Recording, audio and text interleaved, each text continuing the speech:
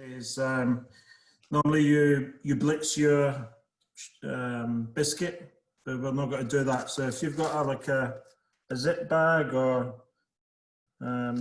something that you can bash, and we have rolling pin. We've got to blitz this, and then we've got to caramelize the biscuits in a brown butter. It's known as a bourne rosette. So instead of melting the butter, we'll cook it a little bit further to get rid of the milk solids. So if you have already got your pan of water on, not have it boiling, just simmering, your chocolate in a bowl. If you get any chocolate that's left over and you've not eaten it, put it in the freezer. So I've got a little bit left over, and we'll just grate it for over at the end. So I'm just going to put that in the freezer.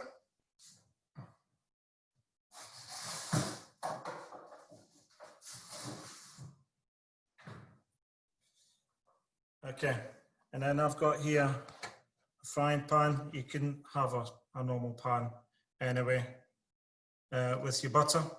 I'm only making half of the recipe, so don't worry about if you see I've only got less ingredients than if you're doing the full recipe.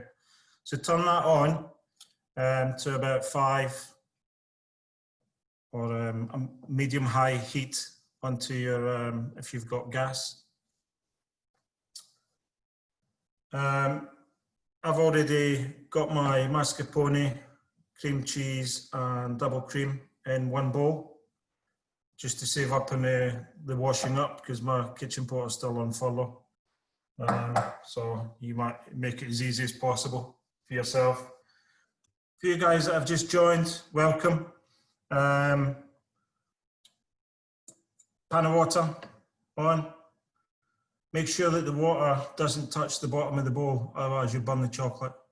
If you're doing it in a microwave, do it in a 30-second intervals. Just because you want it melted. Pan of water on for your butter, melting your butter. As I said, already mentioned, we've got to take this a little bit further, and we'll do a little bourne rosette. Biscuits, have them in a zip bag and bash them down to, they don't need to be fine breadcrumb texture. So I'm just going to bash mine away.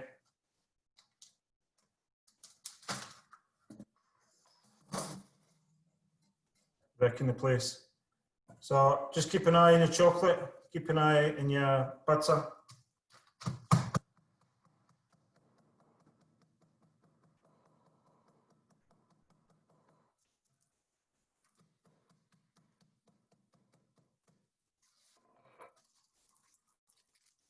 You can see, well, maybe I've got some big chunks in there, which is fine.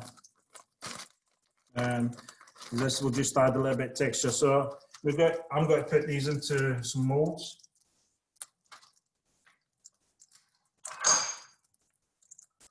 Away from your traditional.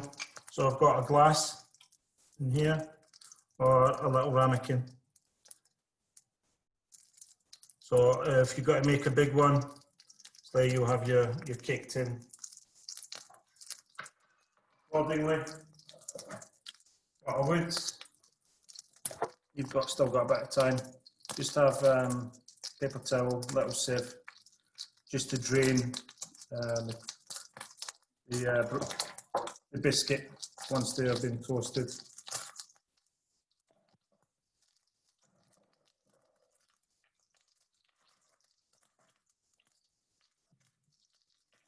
Just be careful with sticking.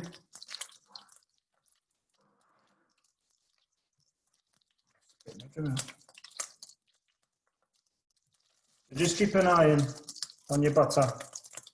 You don't want it black. But you want to get to the stage where there's no foam. And you just We're just getting rid of the milk solids in the butter. Sure you keep an eye on your chocolate as well. Okay, so mine's, you see that nut brown there? Stopped spitting away. So when you get to that stage, put in your biscuits. Just be careful. We don't take any responsibility of any buns. Okay, nice and gentle in there. You see that toasting?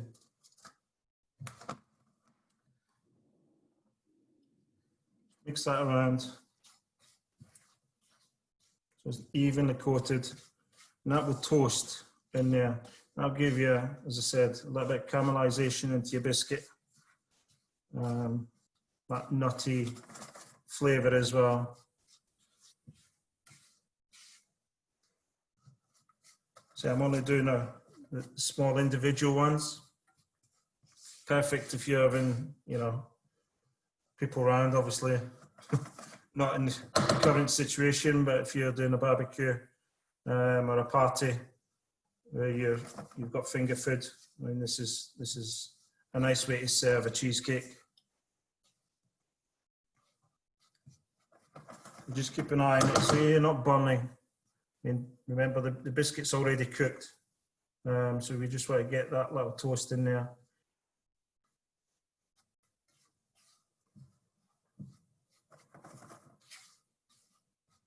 Just keep it turning so you're getting an even golden brown. You see the biscuits turning.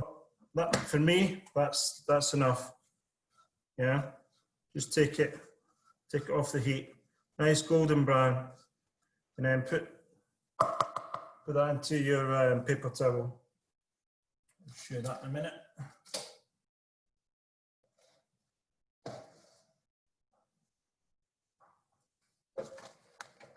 Try to juggle here.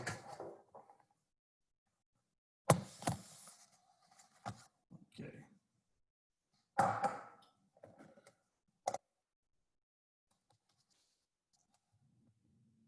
You just drain that. You want to get it out of the pan. And as that cools down, that will go a lot more crunchy.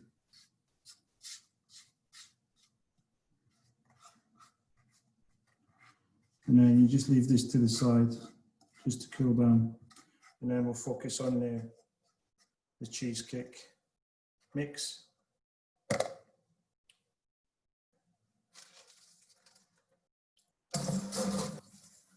So do that to the side.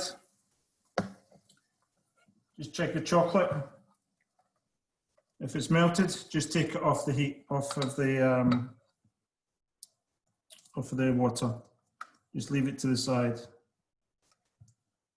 You don't want that too hot when it hits the cheese mix. So again, leave that to the side.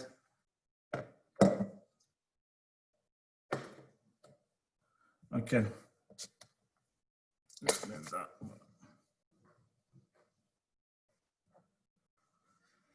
So mascarpone, cream cheese, and double cream all in there. Whisk. Just be careful. You don't go splashing everywhere.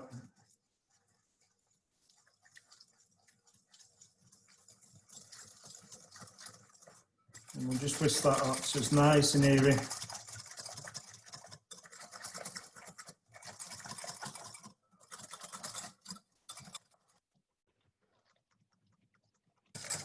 So whisk it up. You see, you get nice thin peaks.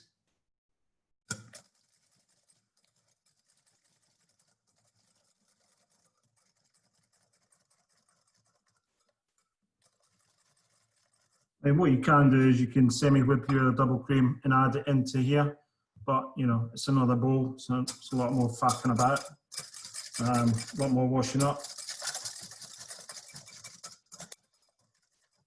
So once it's nice and smooth, incorporated, we add half the raspberries,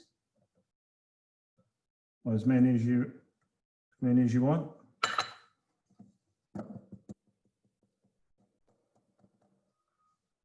And what we'll do is we'll just gently, with the back of the spoon,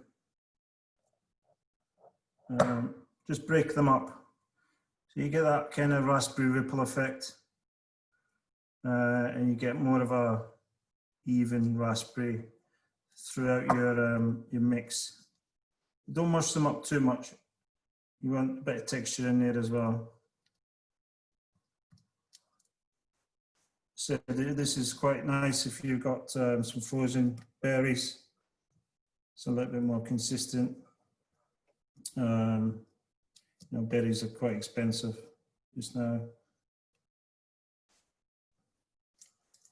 Okay. Scottish raspberries are the best. Obviously, I'm going to say that. Okay, so we got to that stage.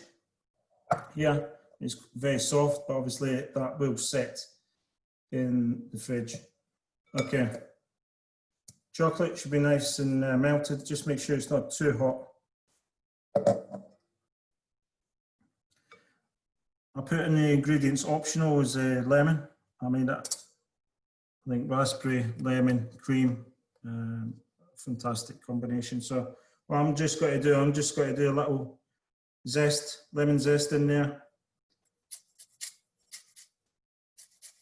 Just a few tons. You don't want it too lemony because it is white chocolate and raspberry. Probably enough for me. Then we'll taste it once the chocolate's in. If it's too sweet for you, you can just add a little bit more lemon juice, depending on the sweetness of your raspberries as well. Just with the back of the spoon, just break them up so that they get a little bit more of a ripple effect. But don't mash them up too much. You don't want a puree. Okay, thank you. Okay, once you're happy with that, you can add in your chocolate.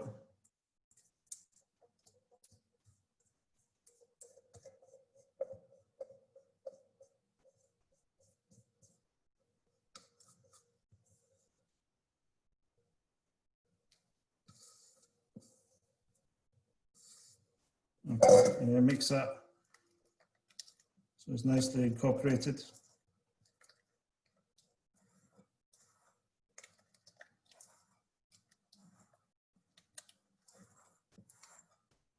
Doing this with your kids, or even for the adults, is you get to lick the bowl at the end. Perfect. So I'm just going to give that a little taste to see the balance of sweetness, acidity.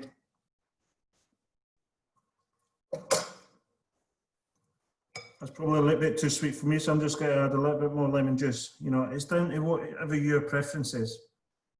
If you love sweet things, you know, it's probably all right. I'm not a massive dessert fan.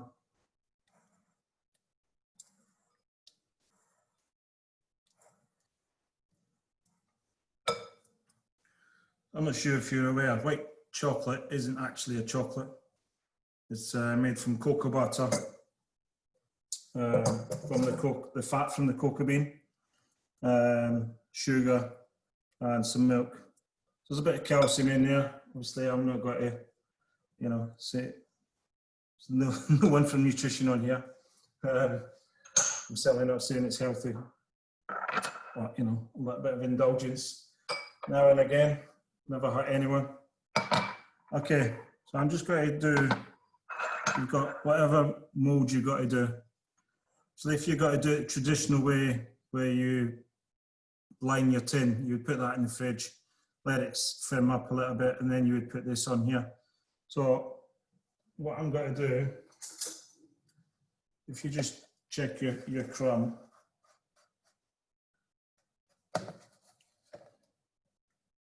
it's still pretty hot. So I just put a little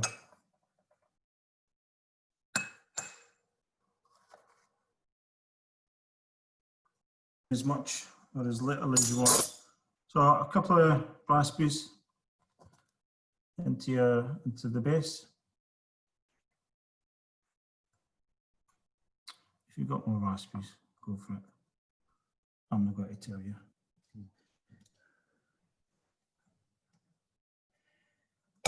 Okay, it's enough for me.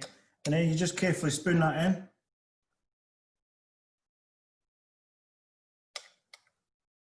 So that would go in the fridge and set, that would firm up. You garnish it a few more raspberries.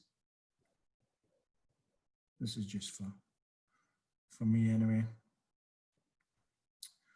And then what I would have, I would do a little bit more crumb. I need another spoon. When you're about to serve it, I would do a little bit more crumb. You know, so you're getting a bit of texture all the way through with every bite. I like a bit of texture in what I'm having. So like that. And then grab the chocolate that you've got in the freezer, that can stay in there all afternoon. And that I'll just show you.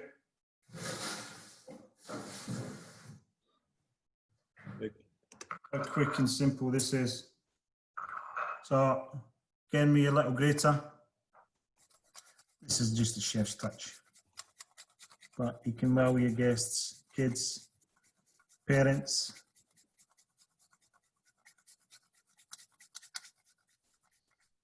You know, the fresh white chocolate.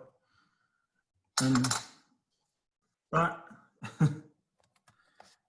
is as simple as it gets. So this will take probably a bit longer to set than it will, you know, if you're doing it in a, and that's pretty much it. And then you've just got to wait to enjoy. But hopefully this was helpful, just a different take on a classic cheesecake. And guys, thank you very much. Bye. Thanks.